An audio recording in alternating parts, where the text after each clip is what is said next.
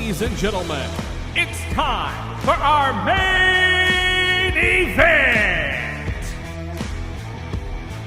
Hosted by Eric McMahon, it's Cageside with John Morgan! And welcome everybody to another edition of Cageside with John Morgan. I am your host, Eric McMahon. Coming off a real busy weekend in MMA, all the top promotions were active this weekend. A guy who was active more than anybody, 3 shows, 3 nights on the call for all of them. We're going to figure out how we fit it all in before getting to what may have been the fight of the year in one of the cards that he was commentating. John Morgan, how'd you fit this weekend in? I mean, my body is telling me that I shouldn't have at this point, man. It's been a crazy stretch. You know, last week was a busy one. This one was crazy as well. But, I mean, nothing I'd rather be doing. I mean, I know you get it as well, you know, on the road with basketball, breaking you down and you're exhausted at times. But then you look back, you say, what would I rather do? So, yeah, man, amazing. CFFC in Tunica, Mississippi was phenomenal on Friday night, then made the trip home. Actually made a brief stop at the UFC Apex on Saturday to stop by and catch the last couple of fights before I went home and changed. And then went to the Circa in downtown Las Vegas. And, man, I'm telling you, if you're ever making a trip out to Las Vegas, stop at the Circa. It's downtown. It's one of the newest properties, and it's phenomenal. We had Tough Enough on Saturday night. It was a fundraiser. Randy Couture's foundation was raising money for the troops, man. That was phenomenal to be a part of. So we had a fight card with that on Saturday, and then we came back and did it with the professional ranks at Tough Enough again on Sunday. That was on UFC Fight Pass. So, yeah, crazy, man. 2 shows that were on Fight Pass, one that was on BN Sports. 2 different cities. 3 different cards. It was a weekend. And like I said, squeezed in a little UFC as well, man. Can't beat it. Oh, I'm sure your wife was very pleased with you. She was not happy. She was ready to be normal, but we're making the trip all together as a family this week for New York. Obviously, a holiday week with Thanksgiving, but the 2022 PFL Championship as well. Bringing my wife and kids, so I got to go cover the event, but I figure, hey, Thanksgiving, we don't have to be apart. Why don't you guys come along, take a look at New York City a little bit during the week, and we'll spend it all together. So I'll try to make it up this week. And nothing better than New York City during holiday time. It's a phenomenal experience. So I want to get into, we usually talk about the big dogs, whether that be PFL, One Championship, UFC, Bellator. I want to get into the main event of Cage Fury Fighting Championships this past Friday night from a sold-out Horseshoe Tunica Casino. It was headlined by Raheem Rambo Forrest versus the training partner of Colin Kaepernick, Colin Luberts. Now, we briefly did I say Kaepernick? Did I say Kaepernick? Oh, Luberts. I'm sorry. Colin Luberts. Covington. He trains with Colby Covington. He doesn't what train did I with say? Colin Kaepernick. You said Colin Kaepernick. My fault. Like, listen, it's Monday. He's not a football player. He's not a quarterback. He's a fighter. Colby Covington. He is the main training partner of Colby Covington. That is Colin Luberts. And what a phenomenal, and you guys did a great job of setting the stage for this on the call. Say, listen, win or lose, both of these young men have a tremendous bright future. It's not a matter of if either one of these guys are going to get to the show. It's when they are going to get to the show. And I just want you to take it from there. From my seats, it may have been the fight of the year. It was absolutely incredible. And it was funny because, you know, Eric, we talked about it last week. You were excited about this fight going in. You knew on paper, anybody that was in the know about these 2 athletes was absolutely excited to see this matchup. And it played out as you would want it to. Although at first, it didn't play out like you wanted to because Colin Luberts was absolutely dominating early on. And I thought, man, this is this kid's coming out party tonight, man. He is absolutely dominating a previously undefeated Raheem Forrest, puts the first 2 rounds in the bank. And you're just thinking, man, here's the coronation of Colin Luberts. He's on his way to the UFC. But Raheem Forrest comes out battling, swings the momentum in his favor, rocks Colin Luberts, looks like he's going to have him finished. Can't get the job done, but seizes the momentum and starts to take control. Now, at CFFC, they have a really unique format in the way they do title fights, which is it's guaranteed for 4 rounds. And if it's 2-2 at that point, then we go to a 5th. If it's 3-1, fight's over. And the thought process being that, hey, 5-round battles, man, they put a lot on your body, man. They take something out of you. So why make these athletes do it at the regional level in a fight that's not necessarily competitive. If it's one-sided, let's just end it at 4, save that extra 5 minutes of wear and tear on the body. But at the end of 4 rounds, it was dead even. And both these guys were exhausted. They had laid it all out there, man, and you just wondered who was going to have the energy. And there were these little shifts of momentum even in the 5th and final round as they came out there. It looked like Colin Luberts was finally going to get things back after being, on the losing end for 2 rounds. But no, Raheem Forrest gutted it out. But it was still so close. We go to the judges. It's such a unique format because it's tied 2-2 going into the 5th because they gave you a 5th. But then they have a 5th round that, it's so competitive and so close, just like the entire fight, that you're not sure exactly who's going to get the hand raised. We go to the judges card. Raheem Forrest gets his hand raised, and, man, you just see the emotions on his face. The tears come out, and he sits down. It's a split decision just to tell you how close it was, and he just sits down, and you see all the emotion come out, stays undefeated, keeps the title, and man, it's just a thrilling end to a fun night of fights. But as you said, man, it's just, one of that to me is what makes an incredible fight, right? Is when you have those ebbs and flows, when the momentum shifts one way and you think one guy's going to win and then you think the other guy's going to win. And that's exactly what we had here. And as you said, we alluded to it on the broadcast. I think the great thing about this fight is I don't walk away with it thinking anything less of Colin Luberts. If anything, I just know that he's the guy I thought he was. And I think we're going to see both these guys in the UFC. I called Raheem Forrest's coach shortly after the fight. I actually sent you a text. I think it said, "Holy shit." Yeah. was the text I sent you. And I then called one of Raheem Forrest's coach. And what he told me is, he goes, "This is everything we knew Raheem was going to do. Like, there's no breaking this kid. You cannot break him." He goes, "But I have never seen a guy as tough as Colin Luberts." The damage that he took, especially in that 3rd round, to survive. Then he took not as bad, but heavy damage in the 4th, then heavy damage in the 5th. And he did not stop coming. Unbelievable. The guy just would not go away. Yeah, I thought the fight was going to be over in the 3rd round, which I thought, okay, amazing. After Colin Luberts had banked the first 2 rounds, Raheem was going to get the finish in the 3rd. I'm like, wow, that in itself would have been an amazing fight. That would have been an amazing comeback. That would have shown. But then to continue to play out, and you see the heart, the will, the drive of both these men. Outstanding. That's, again, everybody was on their feet, man. Everybody in the building was on their feet just yelling. Of course, a hometown crowd towards Raheem Forrest. They were certainly, but it's one of those fights where you have so much respect for the opponent as well. And you see those from time to time, right? Where you don't boo the other guy, even though you're cheering for your own guy, because you see he put forth such effort. It's an incredible fight. To me, it's honest. If you got some extra time this week, holiday week, you got a little time to catch up on some stuff. There was so much MMA that there's no way you watched everything this weekend. It's just impossible. Go catch the replay of this on UFC Fight Pass, man. The whole card was great. I think the whole thing's worth watching. But if nothing else, just catch the main event, because that was, as you said, incredible. I think that's got to be in the running for UFC Fight Pass Fight of the Year. It was phenomenal. It was an absolutely amazing show. There are a few names from that card I guarantee you will probably see in the UFC sometime. One of them being a guy named Danny Barlow, another guy named Kevin Peace. And then, Colin Luberts and Raheem Forrest. I truly believe you will see all 4 of them in the big show. So go back, watch that card. UFC Fight Pass, probably the best regional promotion there is out there. Cage Fury Fighting Championships. With that being said, let's get to the big dogs. The big dogs, UFC, Bellator, 1 championship. All were in action this week.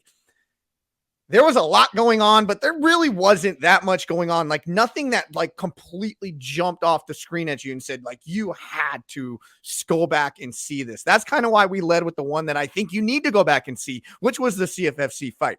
But with that being said, my most notable victory of the weekend happened in the co-main event of Bellator 288 versus with the champion Patricky Pitbull taking on the cousin of Khabib Nurmagomedov, Usman Nurmagomedov. Unbelievable fight. It really was, man. Usman Nurmagomedov, I agree with you. When you talk about results, a guy that people had expectations for, and of course the name brings some expectations, but if you've watched the guy fight, you know that he's the real deal. But this, to me, again, you talk about coronations, you talk about coming out parties. I think you're absolutely right, man. This was a massive. So this was one of the biggest results of the weekends without question. Could you see Patricky getting dominated? I mean, dominated the way he did. 50-45, 55-45, 50-44 on the scorecards. It wasn't a competitive fight. It wasn't. And I'll be honest, to be honest with you, I was picking Usman Nurmagomedov coming in because I've seen this kid and I know how special I think he can be. And I think that he already is, the skills that he has. I was already a believer, but not like this. You know, you pick a fight and you go, he's going to be tested, but I just have a feeling, you know, he's going to have that little something extra where he's going to be able to push it over the edge. And that's what I thought we were looking at coming in here. Nope, we were looking at complete domination. And this kid right now looks like he's going to be incredibly tough to beat. To go in and dominate like this, and oh, by the way, at 24 years old. Oh my, I didn't even know he was that young. 24, brother. Think about that, man. He's not even in his athletic prime yet, and he's doing that. Scary. Yeah, he's got 4 years till his athletic prime. Absolutely. Most people, right about you said about that 28 years old is where most people feel as fighters, as MMA athletes, you're kind of really starting to get that man strength all built up. You got that dense muscle, not that gaudy muscle, that dense muscle. And he doesn't even have that yet, and he's out here just dominating. So, I mean, remains undefeated in his career, now Bellator champion. Good luck. Good luck unseating this man because he looks like the real deal to me. He looks like he's set for a title reign. Now, do you think that was the most notable victory of the weekend? I mean, listen, you asked me to pick one, and yeah, to be honest with you, that's the one I'd point to. But in an effort to give you another one, let me throw another one out there. Christian Lee over at One on Prime Video 4. I thought this was a phenomenal performance for him against Cameron Abasov. The lightweight champ moved up to welterweight. And here's another one. And again, I mean, maybe it's kind of we're keeping in that same vein. 24 years old is Christian Lee. Not undefeated. He has had some setbacks, but he's fought his entire career under the One Championship banner. Again, this was at One on Prime Video 4. So these are those prime time events that are airing in North America on Amazon Prime Video. So it's this new era. So who doesn't have Amazon Prime? Be watching it. For crying out loud. Come on now. Everybody has it, man. You got to have it. You have to have it these days to live. But you know, I thought this was such a big result. To be honest with you, I thought Christian Lee might have been in over his head a little bit here. Cameron Abasov is a dangerous athlete and moving up a weight class, man. I thought this is going to be too much. And early on, it looked like it was going to be too much. But again, to show your character, to rebound, you know, to find a way to come back, those to me are marks of greatness. You know what I mean? Like, anybody on a great night, you know, you go in there and say, well, that guy dominated. Okay, fantastic. What happens when that guy gets tested? What happens when that guy gets pushed to his limit? You know, I always point to John Jones and Alexander Gustafsson in the first meeting. A lot of people say, oh, that showed that John Jones was fallible. And I'm like, no, to me, that showed that John Jones has the heart of a champion. He didn't have his best stuff that night. He was losing, and he found a way to rally and win the fight. And that's what Christian Lee did here. You know, didn't have to settle for decision. Actually got the finish in the fourth round. But, you know, Christian Lee, the whole Lee family is kind of this poster family for one championship. And so for him to get this result, I think was good for the promotion. To do it on Prime Video, I think was good. And then just for Christian himself as an athlete, who I thought might be in over his head, he showed what he's about. So a big result there as well. Yeah, get Amazon Prime. If you don't watch these fights, they're awesome. All of the spectrum. You got grappling, kickboxing with 4 ounce. Get it. All right. Hey, let me just say, Danielle Kelly, somebody that grappled for CFFC as well, got another win at One Championship as well. She is a phenomenal submission grappler as well. And you're right. That's what I love about One Championship. You're not just getting MMA. You're getting some Muay Thai. You're getting some kickboxing. You're getting some submission grappling. I love all that. Yeah. I'm here for violence. Let's be honest. So I'm not going to lie with you. I'm here for it. But we kind of jumped all over the place. We went through like kind of the most notable victory of the weekend, or the two most notable victories of the weekend. I want to go to like the most notable defeat of the weekend. You had a guy in Corey Anderson in the first Nemkov fight in the finals of the Grand Prix $1 million final. He was touching up Nemkov. He was having his way. He was clearly cruising to victory before a headbutt stopped the fight. No contest. Now they had to remake it up 4 months later. Now Nemkov in the main event of Bellator 288, Nemkov comes in and completely outclasses Corey Anderson, cruises to victory, and takes the $1 million that Corey Anderson already had in his pocket from the first fight. I mean, kind of heartbroken for Corey Anderson, right? I mean, look, Corey Anderson has been all class about the entire situation. He was all class about the headbutt. You know what I mean? He was the one that kind of slowed things down and kind of pointed out that it was an issue. So all class in defeat here. But how can you not feel for the guy? Corey Anderson, man. I mean, behind the scenes, if you've ever been around Corey Anderson, one of the nicest dudes you'll ever meet. Somebody that really, I don't think, got the respect that he deserved for his run during the UFC, and has kind of found himself over at Bellator. But as you said, I mean, based on the first performance, like I was already ready to write the guy the check for the $1 million. You know, I thought, hey, all he's got to do is go out and repeat the performance he had last time out. And it turns out, Vadim Nemkov in the first meeting, there was a lot of stuff behind the scenes that was really kind of impacting his preparation and clearly impacted his performance as well. And he rebounded here and now, maintains the title, wins the Grand Prix, wins the $1 million. I just don't know how you can't be heartbroken for Corey Anderson. Corey's not heartbroken for himself. He's got his head up and, said, look, there's still things for me to do. And he's still very happy with how he's compensated over at Bellator, and good for him. But yeah, like you said, I mean, he had the $1 million in the bank last time, and now he doesn't get it at all. It's tough for him, man. I'm heartbroken for him.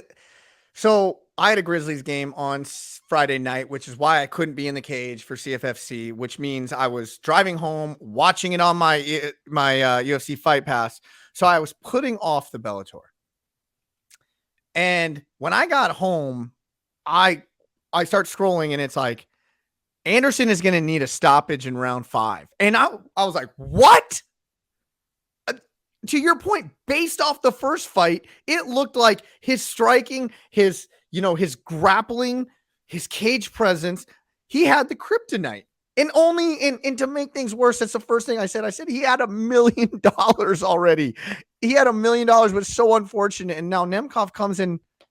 I guess money, what do they say? Money, something is better than money earned or whatever. He got, to be honest, I don't know what the catchphrase is, but there's one of them out there, and that applies to Nemkov in this situation. I believe the catchphrase is it's better to win $1 million than not to win $1 million. Hey, there we go. We'll go with that. Yeah. A wise man once said it's better to win $1 million than not. Yeah, man.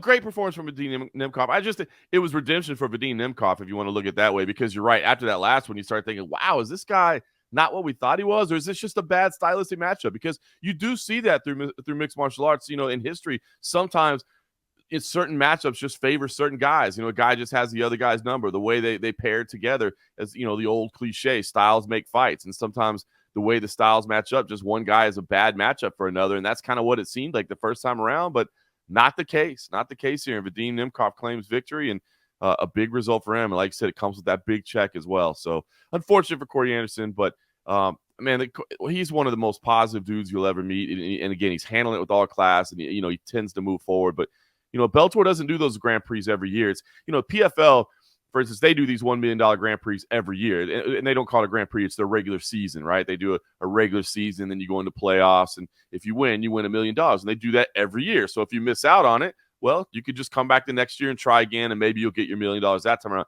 Bellator, they do these $1 million Grand Prix, but they don't do it every year in every weight class, right? It kind of bounces around a little bit. So, right now they have a lightweight Grand Prix planned for next year. So obviously Corey Anderson not going to be a part of that. So, you say, well, you could just do it again next time. Well, you don't know exactly when that next time is going to roll around again. So it's unfortunate. I will say Corey Anderson has always said, hey, Bellator pays me very well. They compensate me very nicely for my efforts. So, it's not as if this, his family is not going to be able to pay the mortgage now because of this. But I mean, anytime you get a chance to collect a check like that, that can be big for your family. So an unfortunate result.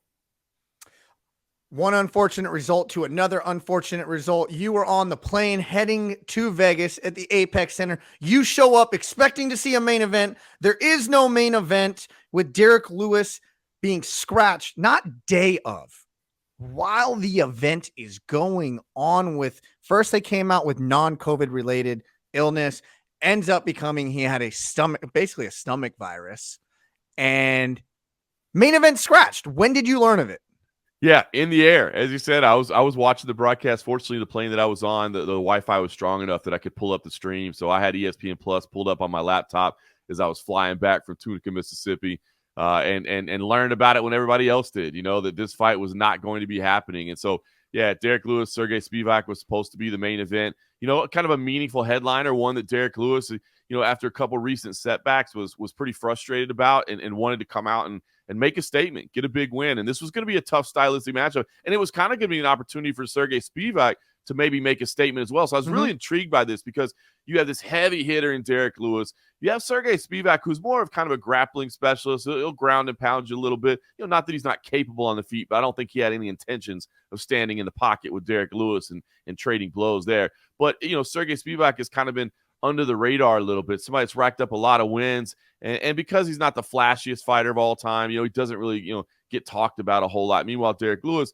hugely popular figure, but of course it had some setbacks and really kind of want to get back to winning ways. So this was a very meaningful fight, and stylistically, it was a challenge for both of them because they were strong in each other's weakest areas.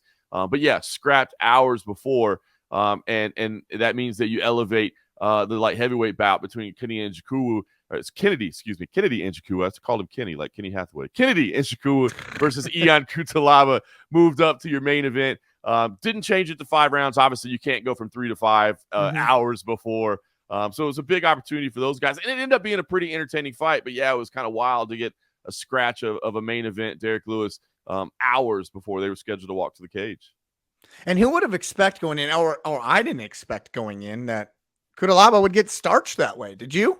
No, not at all. So going into this matchup as well, Kennedy, man, he's this guy that's got all the kind of the raw materials. You know what I mean? He's 6'5", got this huge wingspan.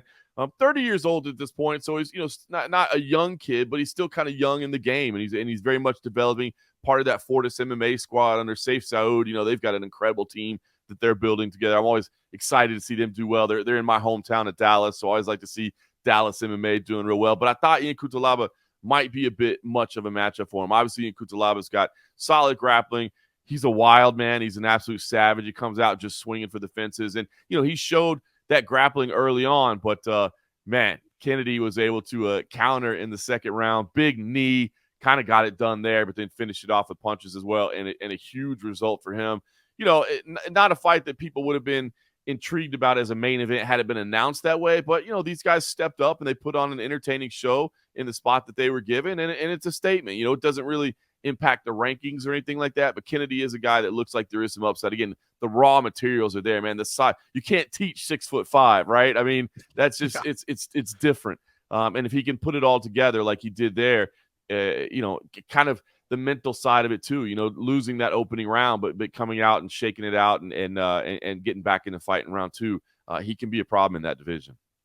Never let an opportunity go to waste, and Kennedy definitely did not let that opportunity go to waste. Another man, okay, I was going to lead in with something really, crafty, a play on words, but let's just say we're both MMA guys. Right. That's our love. We have literally taken it in the heart a couple weeks ago with Anderson Silva losing, but we get not a lot of redemption. Let's be honest. But I'm going to take a little bit of redemption when I can get it. And that's what I'm talking about is Greg Hardy. Greg Hardy gave us a little bit of our pride back this week when he beats Hassan Rahman Jr. And drops him in the second round this past weekend. What do you make of that? Just something fun that was on the docket. Anything we should read into?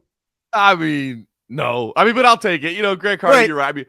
Look, the guy came in with like an 80-pound weight advantage. You know what I mean? Like, notice how I didn't put that in there? Yeah, I couldn't believe that. I was like, what? They're going to say, when they first announced it, it was supposed to be Vitor Belfort in there. And Vitor was forced to pull out the week of. And so Greg Hardy takes his main event slot. And yeah, no, look, no, I don't know what to say, man. There's nothing to take out of it. I'm happy for Greg Hardy, and I know Greg Hardy is wanting to pursue boxing. Obviously, he's signed with bare knuckle boxing as well, BKFC. Right. So that's going to be interesting to watch. Look, Greg Hardy is a scary dude on the feet, man.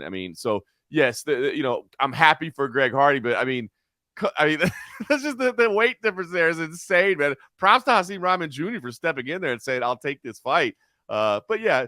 I guess we get to count that one. Is the NFL guy that dabbled in MMA and then went to boxing, do we get to count him as one of our own? I'll take it. All right, I'll take it. Chalk one up for MMA, baby. Boom. Hey, we're 1-0 this week. There we go. I want to go back to Usman Nurmagomedov really quick. Part of Team Khabib. Is there a more dominant team than Team Khabib right now in MMA? I want to go down the list. Let's start with the leader, Khabib Nurmagomedov, 29-0, widely regarded as the GOAT. Islam Makhachev, 23-1, reigning champion. Islam, I'm going to butcher these names. I'm going to tell you right now. What is it? Memedov, 22-2. I'm going to go down the ring. 20-5, 17-3, 16-0. And then, Usman, 16-0. Umar Nurmagomedov, 15-0. Their combined records got to be like 100 and something and 6 right now. And they are taking over the MMA world right now. It's absolutely insane. And I got my entertainment for the day just listening to you try to read those names. That was fantastic. Thank you. I skipped like the 4 in the middle. I wasn't even making an attempt. I love you. Just said, you know what? Why do I need to read the names? We'll just read the numbers here. I could definitely read the numbers without problem. Yeah. Now, listen, there are some very difficult names to pronounce. Zubair Tukhov. Never mind.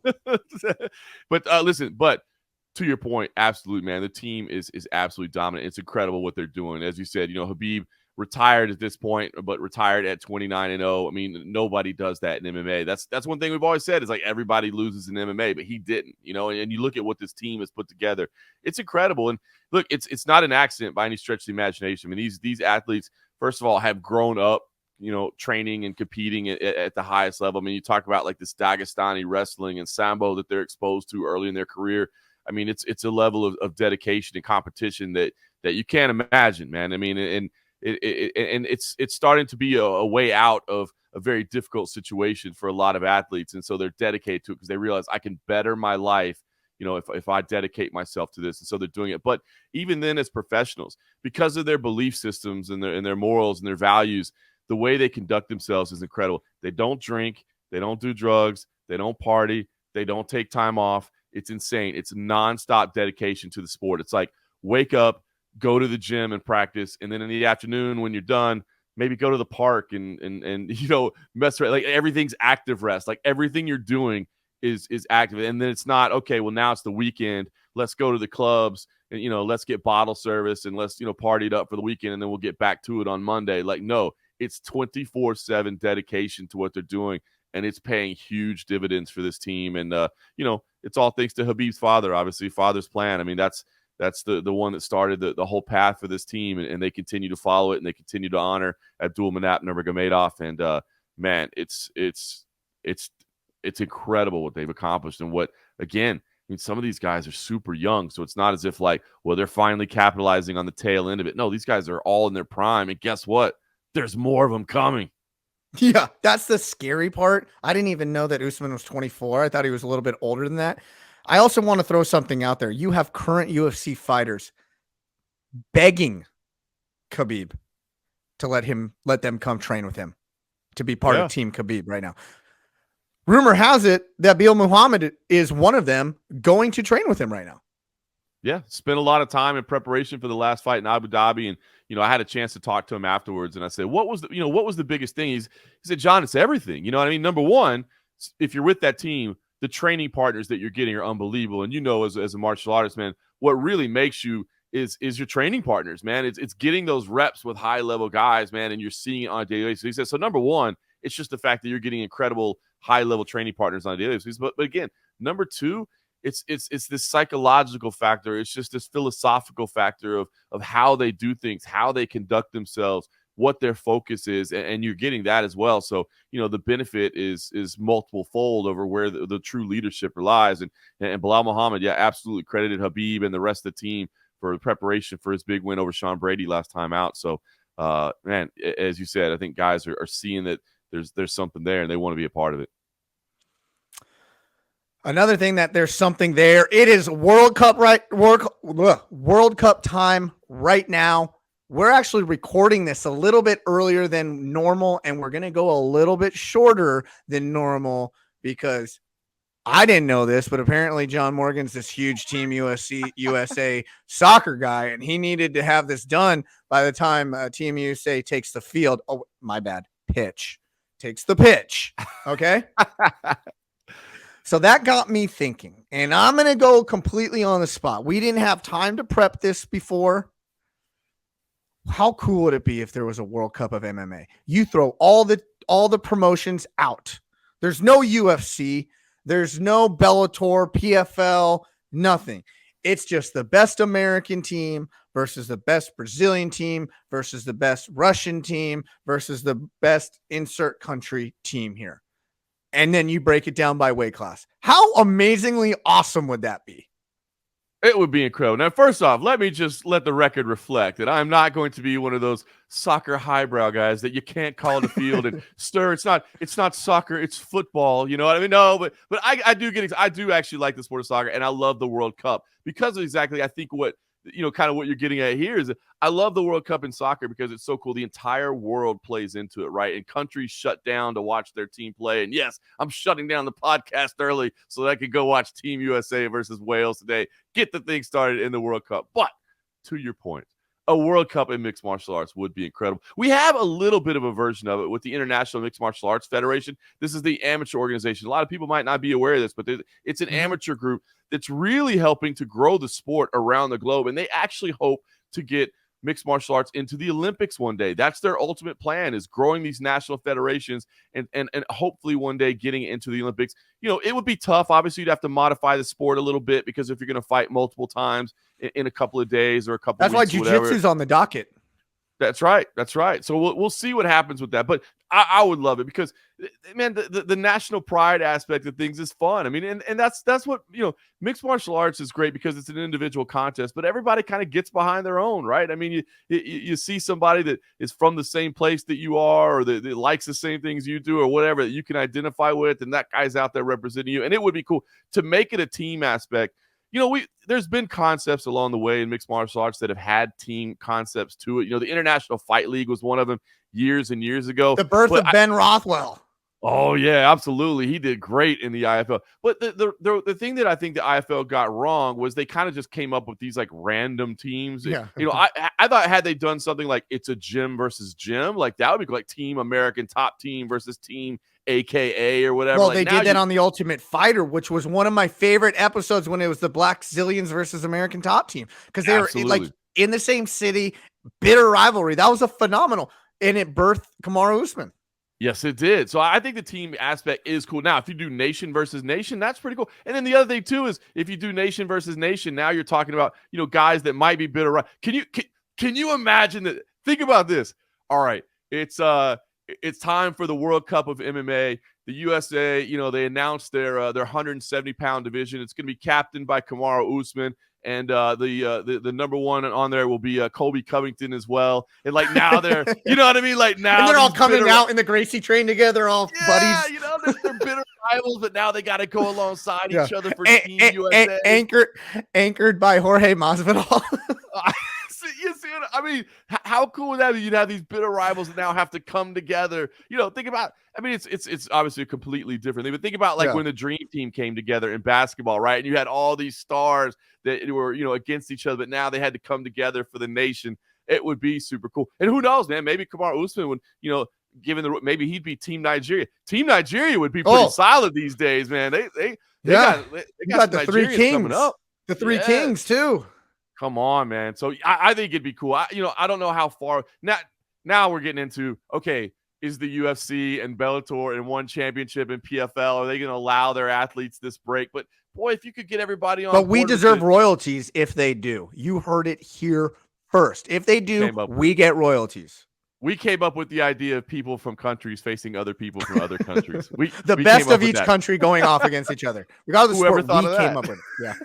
Yeah. So let's put us on the spot. Pick a weight class. Light heavyweight. That's the division I think like most people. That's kind of the glamour division. 205. Let's go 205. All right. You already claimed Team USA soccer because you had to get this done early. So I'm claiming Team USA MMA. Pick a country. Give me Brazil. Come on, man. Brazil. You're going to give me Brazil? Give me Brazil. Well, I guess I'm just more patriotic than you, I guess. You took USA from me. True. Okay. Top 5. I already got to say I'm at a huge disadvantage right now. Now that the Brazilian 205ers are going through my head, like I'm at a big disadvantage.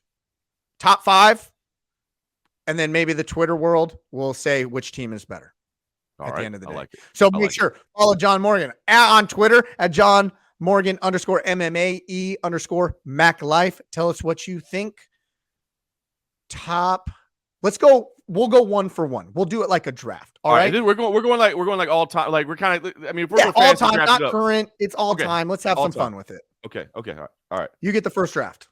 All right. So we're going all time. That's why I wanted to make sure. And no disrespect, but if we're going all time, my number 1 pick is going to be the axe murderer, Wanderlei Silva. I mean, in his prime, in pride, scariest dude on the planet. This dude is coming out.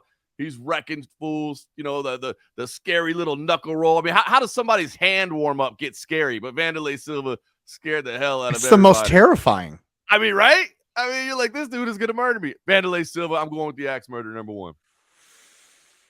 Like, are you going as number 1, the first one you're thinking, or is that your top pick? Like, that's your best guy?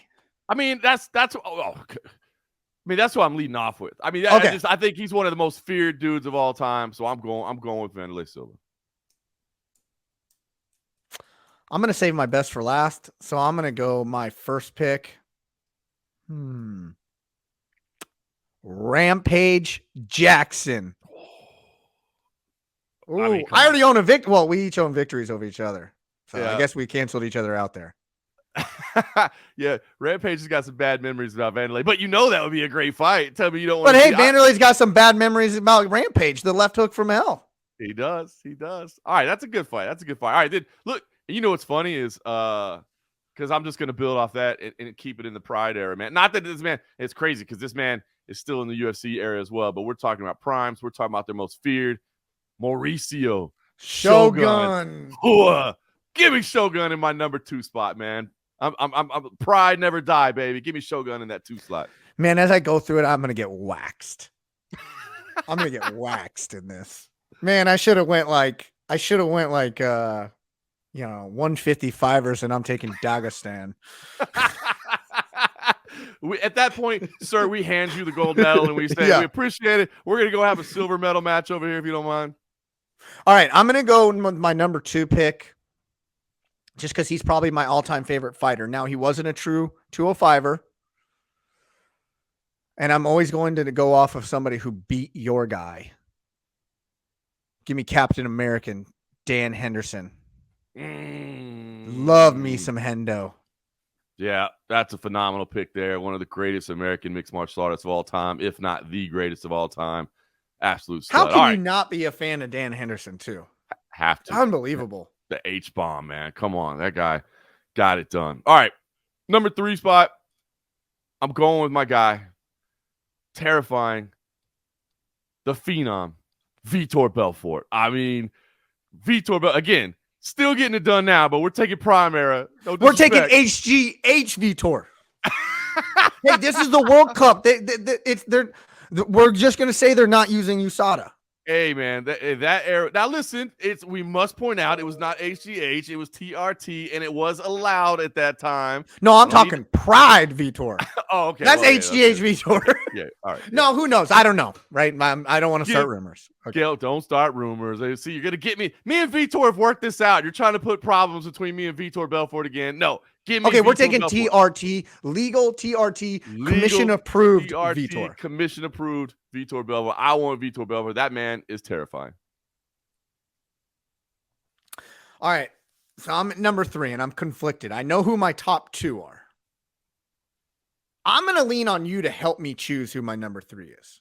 All right? Okay. Even though we're in a competition, do I go Tito or do I Forrest? Ooh, boy, that's a styles make fights kind of thing. But you know what, man?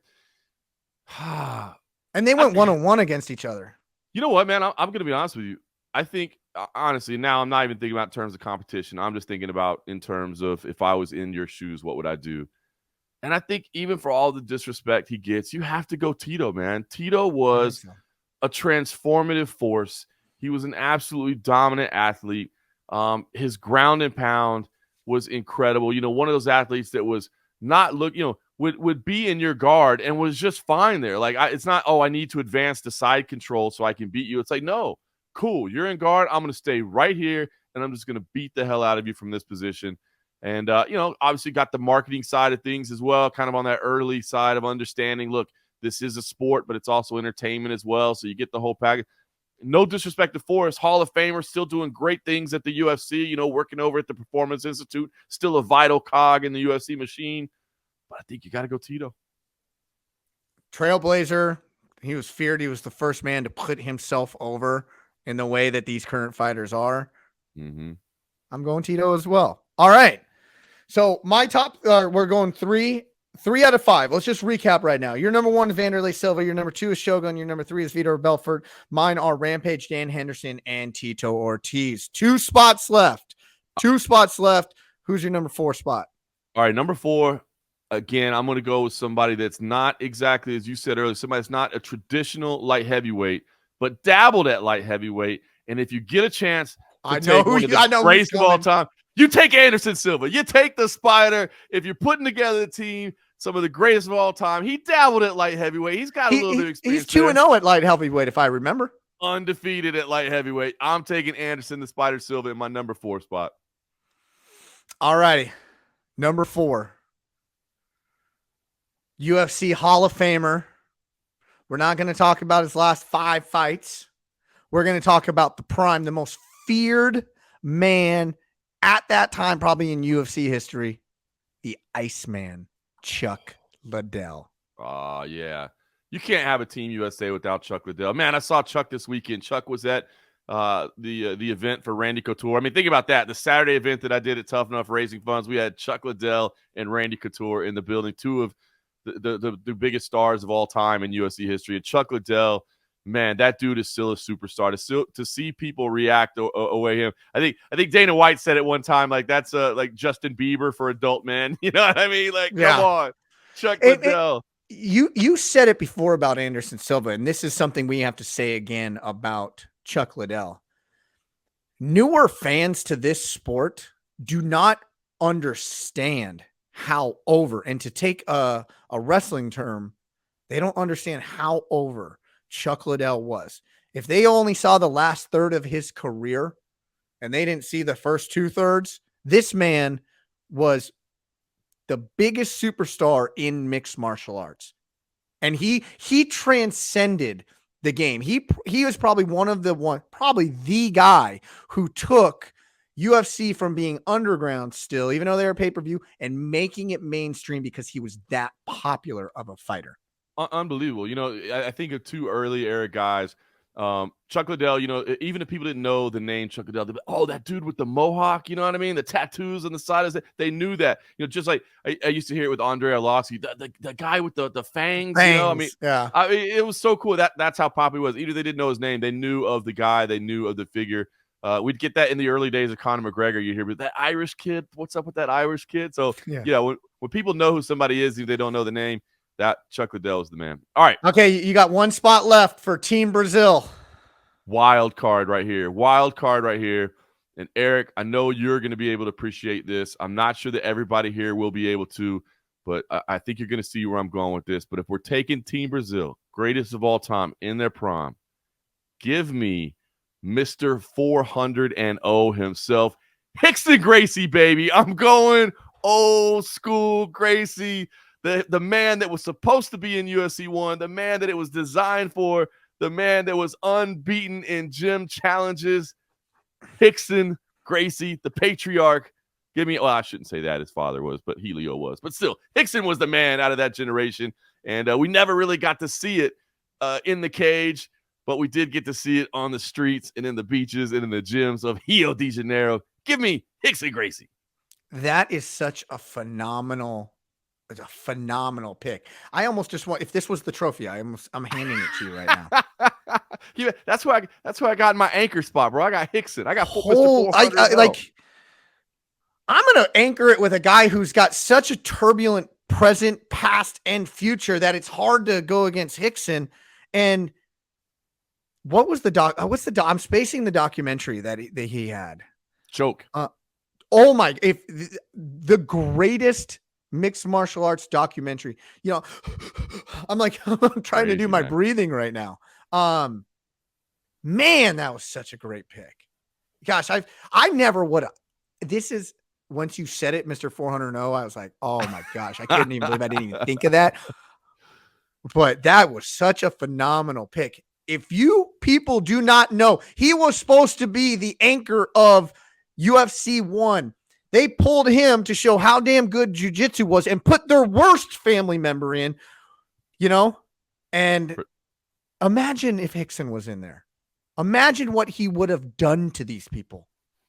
It's amazing when you think about it, really, because Rickson was supposed to be the guy. Now, if you don't know who Rickson Gracie is, look him up. But Rickson looks the part of a fighter. Like, Rickson is like, the Adonis. Like, if he would have gone in there, and it is wild how things worked out because that wasn't the initial plan, but they ended up putting in Royce Gracie, and it's weird how things might have changed. I still think that jiu-jitsu would have been introduced to the world in a way because Rickson was the best. Everybody in the family will tell you he was the best in the family.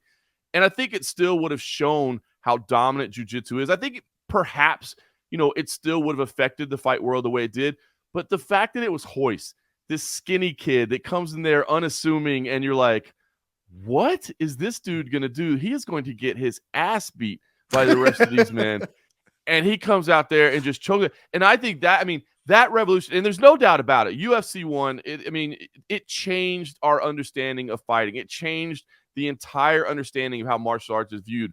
But I do wonder, would it have done the same with Rickson? Or would you have just said, well, it's that guy. Look at that guy. Look at what he looks like. Look how muscular he is. Look how strong he is. Of course he's able to win. There was something about the fact that it was this skinny kid that was able to beat these badasses with this new art that I think really helped people go, oh, wow, this jiu-jitsu is something special. You hear stories all the time of badasses that go into a jiu-jitsu for the first time and they get like tapped out by little kids or tapped out by girls or tapped out by, people that are completely unassuming. And they go, oh my God, I have to learn this stuff. I got tapped out by a girl. Right. And you go, oh my God, I thought I was so tough. Like this is magic. I mean, the first time if you think back to the early days, it was like magic. It was like some dark art that these Brazilian guys knew, and it's revolutionized the world. Witchcraft. And it's revolutionized But just imagine if Rickson Gracie would have had to fight Art Zimmerman. Come on, man. Art would have he wouldn't have even the one glove bandit, Art Zimmerman. I'm sure he's a sweetheart of a guy, but imagine what would have happened. Yeah, Art Jimson is a good dude, but yeah, the one glove would have got tapped out even faster. Oh, okay. All right, bring it home. Bring it home. Phenomenal pick. I'm bringing it home because we got a World Cup to watch. The greatest light heavyweight of all time, going to be going up soon. According to Dana White, this year is going to defend or is going to challenge for the heavyweight championship of the world. The undefeated, except the one asterisk. I'm not even going to call it a defeat for the 12-6 elbows against Matt Hamill. That man is Johnny Bones Jones, anchoring my team. Bam. What do you say about that? I slow played it. Well, I was in last. I was wondering because I didn't want to say that, but as you said, we kind of put together this list on the fly. I'm like, did he forget somebody? Did he forget John Jones? Hell no. Was he thinking so far about vintage that he didn't think about the right now? And you got to have John Bones Jones. To me, I'll be honest, John Bones Jones, the greatest, the number one pound for pound. I think the greatest of all time. I know that a lot of people don't like that, especially because of things that have happened outside the cage. And I understand that. If you don't like John Jones as a person, I understand. That's your opinion. But to take away what he's accomplished in the cage, to take away who he's beat, the dominant run that he had, the way he was just dispatching of former champions, the youngest champion ever. Youngest champ in history. I mean, the dude is unbelievable. And listen, I mean, this heavyweight move is taking far longer than any of us thought. But if he comes in and wins the UFC heavyweight title, I don't know how you argue that he's not the greatest of all time. I mean, to dominate the light heavyweight division for a decade and then to move up and capture the heavyweight title as well, I mean, that would be something special. And John Bones Jones has to be on Team USA. All right, recap. Number 1 pick, Vanderlei Silva. Number 2, Shogun. Number 3, Vitor Belfort. Number 4, Anderson, the Spider Silva, and the ace up your sleeve, who I didn't even think of, was Hickson Gracie. What a great World Cup team. Not to be outdone by Team USA, though. My number one pick was, who was my number one pick now that I think about it? Who was my number? Oh, Rampage. Rampage. He's from Memphis, where I'm at. I've only met the guy 100 times. I've only seen him 100 times. He is a big man right now. Yes, he is. Boy. All right, my number two pick was Captain America. Even though a lot of people say Randy Couture's that, I'm still going with Dan Henderson for that. Number three, the Huntington Beach bad boy, Tito Ortiz. Number four, the Iceman, Chuck Liddell. And anchoring my team is none other than the GOAT himself, Johnny Bones Joan. Interact with us on Twitter. He is John Morgan _MMA. I'm E_Mac Life. Tell us whose team is going to win in the World Cup. We're going all the way to the finals, but we don't have much time left. You got anything to say before you see Team USA take the pitch? No, I'm looking forward to it. Like, World Cup's going to be 2022 PFL Championship this weekend, Friday. I'll be up there in New York. It's a pay-per-view on ESPN Plus. Listen, you're going to see 6 fighters get $1 million checks put in their hands. So I'm looking forward to it. It's the most stacked card they've ever put together. You know, they've got a couple of non-tournament matchups as well. So they'll be at the Hulu Theater at Madison Square Garden. So I gotta ask something. Are they built for pay-per-view? Are they built for a pay-per-view? It's tough. I think this might be more of just kind of experiment than necessarily they think that, hey, this is how we decide, you know, if we're profitable this year or not. You know, I think they just want to see, what can we do? What kind of market is there? And listen, here's the thing I put away. Don't forget, this is on ESPN Plus pay-per-view. I mean, they're partners with ESPN Plus. So it's not like they just went to ESPN and say, hey, you know, we're kind of running shop around here. Guess what, ESPN? We're going on pay-per-view. I'm sure this was I'm sure this was a partnership decision where ESPN say, let's see what we got. Let's see what kind of market we got out there. So I know a lot of people are questioning, like, wow, PFL, like, it's a great product, but on pay-per-view, I don't know. I don't think this is a make or break scenario for them. I think maybe this is just kind of an experiment to see what they can get. And I kind of like the fact they picked the day in Black Friday, you know, the day after Thanksgiving, where there's not any MMA going on. So, you know, this past weekend, we're just talking about, I was trying to tell people how to watch I didn't even know how to tell them what to watch, how to watch, because there was so much MMA going on that it was just like, look, you're just gonna have to pick something. On Friday, if you're an MMA fan, guess what? There's one thing to watch. There's one thing to watch. It's PFL. And you're still going to be laying in that turkey comb of fat on the couch saying, I'm not getting off the couch to go do anything. So what am I going to do? Hey, what, $49? Might as well, right? I'm going to watch the fights. And oh, by the way, as long as we're talking about Black Friday, like I said, PFL owns this day now.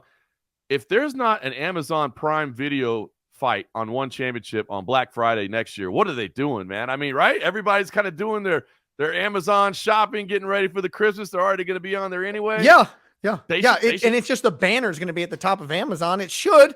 You know what I'm saying? Just, you know what? You're on the payroll. You're on the payroll. Don't I know? I see your game. Always trying to monetize everything, Morgan. Monetize everything, Morgan. I see who this is. I love it.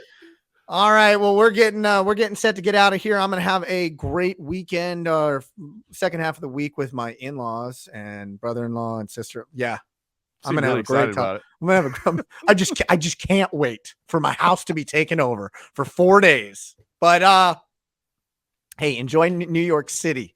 Monetize Morgan, going to New York City, taking over. I love to see it. I want to make sure that everybody has a happy Thanksgiving. I am very thankful for my co-host, John Morgan, that he's agreed to do this podcast with us. I'm thankful to each and one of our listeners. We're making great headway internally. Nothing but great about this podcast, and I'm thankful for everybody associated with it. What do you got to be thankful for, John?